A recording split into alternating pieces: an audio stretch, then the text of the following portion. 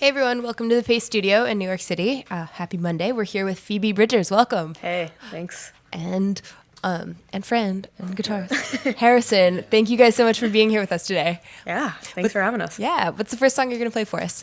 It's called Georgia. Okay. Yeah. Whenever you're ready. Cool.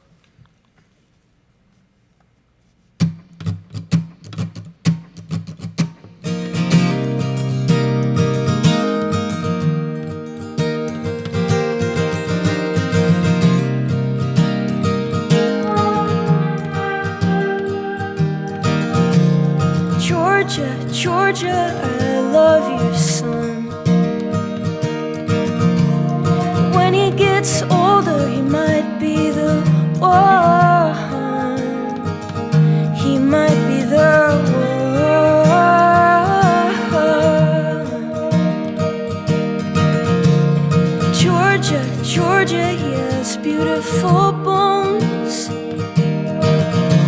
and he never lies or picks up his phone.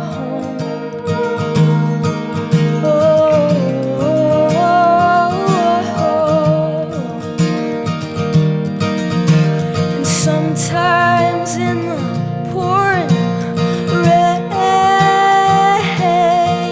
he'll fall in the mud and get back up again. And if you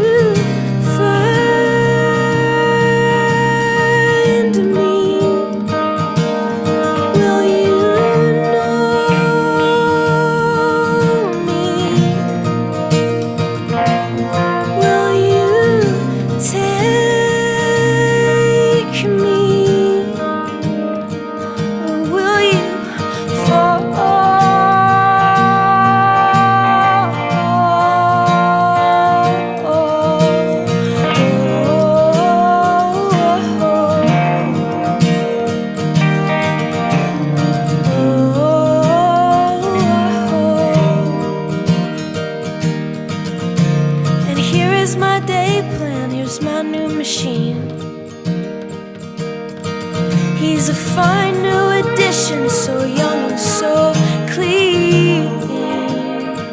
He's so young and so clean. He came up through the water without a sound. With my back to the shoreline, I dreamt that he drowned. Oh, I dreamt that he drowned.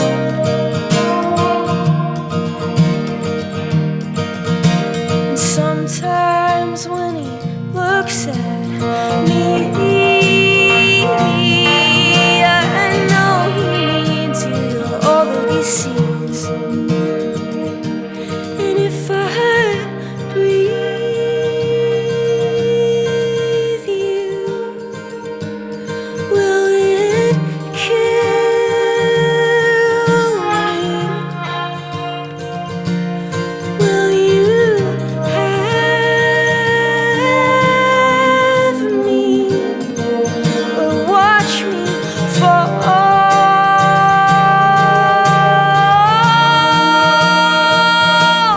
If I fix you, will you hate me? What do you say for this? And let us fall.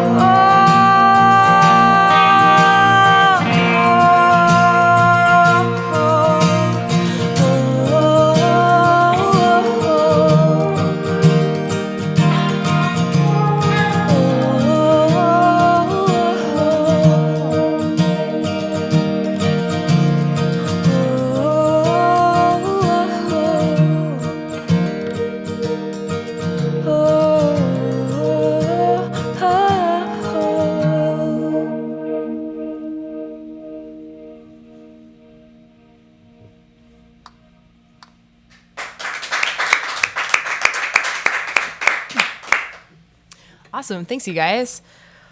So is that song going to be on your forthcoming debut album. It will be. Excellent. Yes. So for anyone tuning in, that's called Strangers in the Alps, due out September 22nd.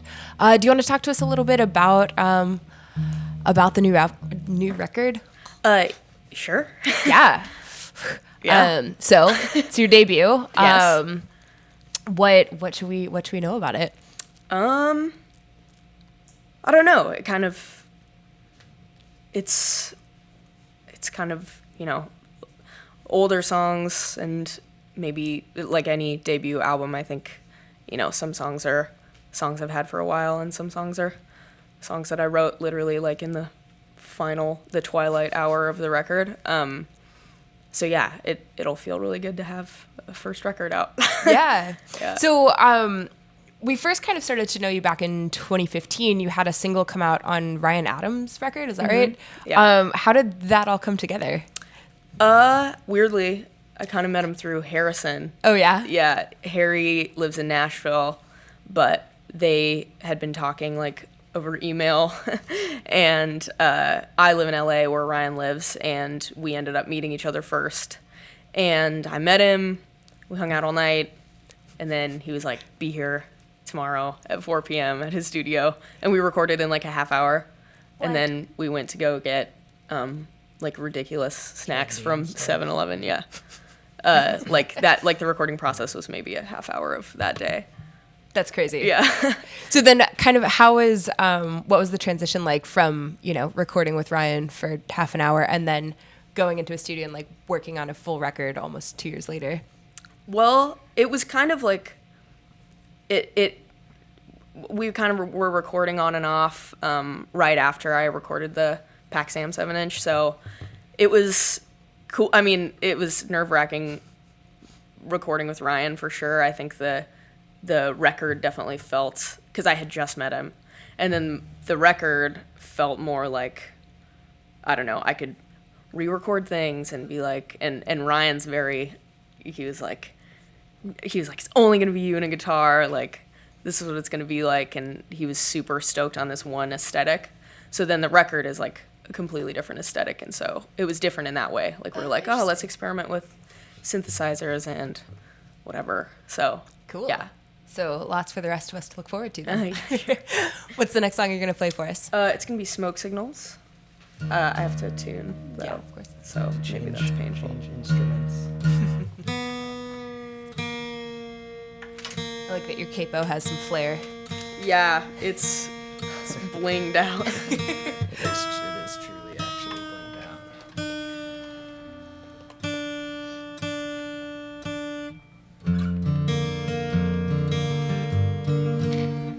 Okay, cool.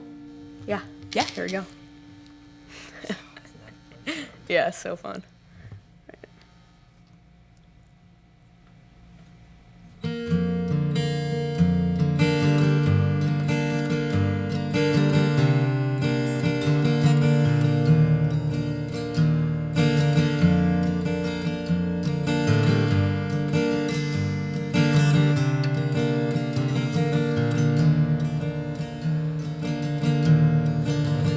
I went with you up to the place you grew up, and we spent a week in the cold, just long enough to hold in it with you. Any longer it would've got old.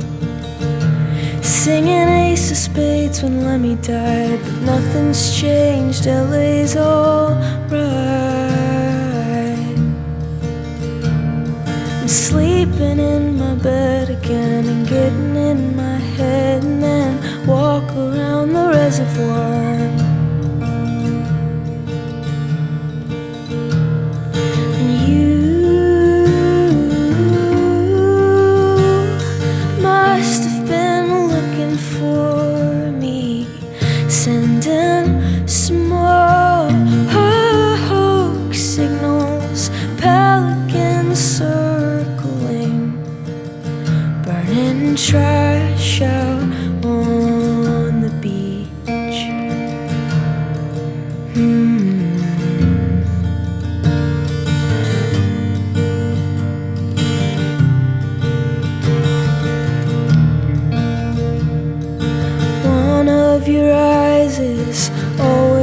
half shut. Something happened when you were a kid. I didn't know you then, and I'll never understand why it feels like I did. How soon is now in an 80s sedan? You slept inside of it because your dad lived in a campground in the back of a van. You said that song will creep you out till you're dead. And you must have been looking for me, sending small signals, pelicans circling, burning trash out on the beach.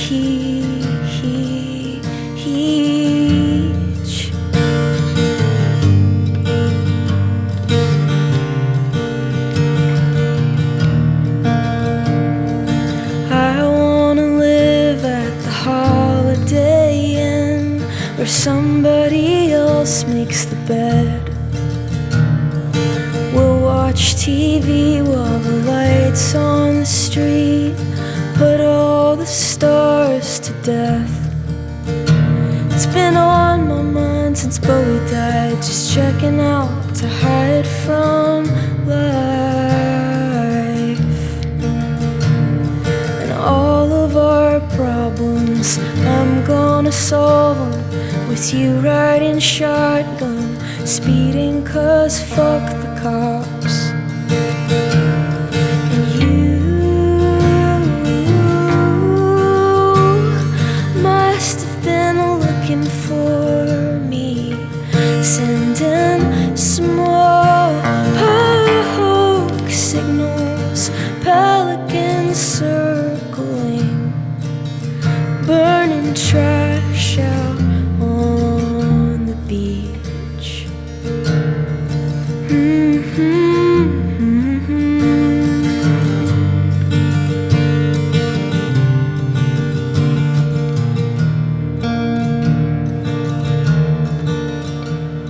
I buried a hatchet, it's coming up lavender. The future's unwritten, the past is a corridor. I'm at the exit, looking back through the hall. You are anonymous, I am a concrete wall.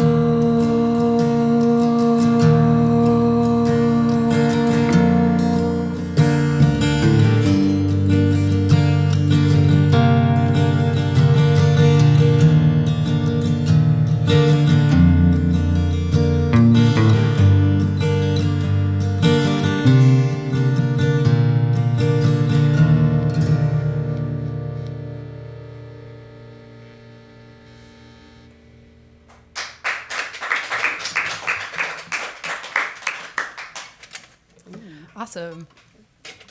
So I really enjoyed some of the imagery in that song. And then I read that you wrote it in like rural Idaho. Yes. Or yeah, it's kind of like the coolest little town ever because it's weirdly like Idaho's just this giant red blob on our map, and then Sun Valley and Ketchum and everything is like this little blue dot. Like people go there for vacation, and like it's kind of like a hippie town too. It's really, really gorgeous and like awesome. How do you discover this little haven? I have like a super, super close friend from there. I also know someone who likes to go there to write. Nice. Weirdly. So I had like a little break in between tours, and I thought, it was kind of on the way. It kind of made sense routing wise, and I was like, why not? Cool. So what's the story behind the song, lyrically, emotionally? it's a love song. Yeah, that's fair.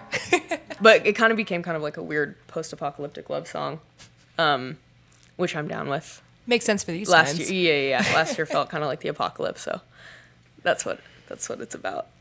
Yeah. Well, you've got one more for us today. What's the last I song? do. This one's called Motion Sickness. and again with the tuning, which is rad.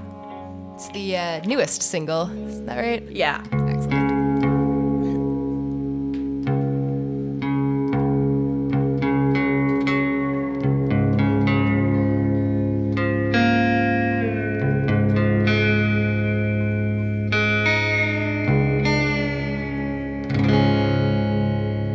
Double check it. Yeah. Do you tend to write in open tunings?